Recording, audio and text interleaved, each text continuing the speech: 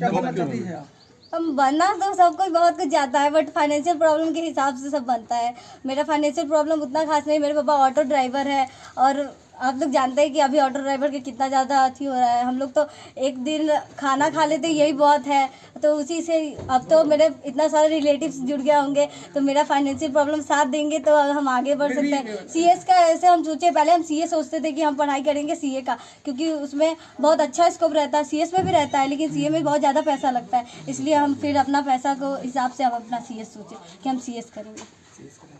CS का CS निकालेंगे। पढ़ाई गांव से ही हुई है या कहीं बाहर से? नहीं, हम गांव से ही पढ़ाई करते थे। हम बोले ना, हम जाते थे भारतीय कंप्यूटर क्लास से अंधार रोड जाते थे पढ़ने, स्कूल जाते थे, हम हाजीपुर जमनी लाल जाते थे, वहाँ पढ़ाई करते थे। उसके बाद घर पे सेल्फ स्टडी। माता पिता की तरफ से माता पिता सबको जानता है कि माता पिता अगर सहयोग ना करे तो बच्चा कहीं जा ही नहीं सकता हो। माता पिता ही हमें वहाँ जाने के लिए, मेरी माँ हमें मेरे साथ गई सर की कोचिंग, वहाँ पे वो हमें सर के पास ले गई। बोली क्या, सर को बोली कि सर इसको ऐसा पढ़ाइए कि ये एक दिन टॉप कर जाए। तो फिर मम्मी पापा थे, पापा हमको कमाते थे, वो बोलते हम क्या कर सकते हैं, हम सिर्फ कमा के दे सकते हैं। तो मेरा काम था पढ़ाई करना, उनको बताना कि हम आपके कमाई से हम कितना कुछ कर सकते हैं।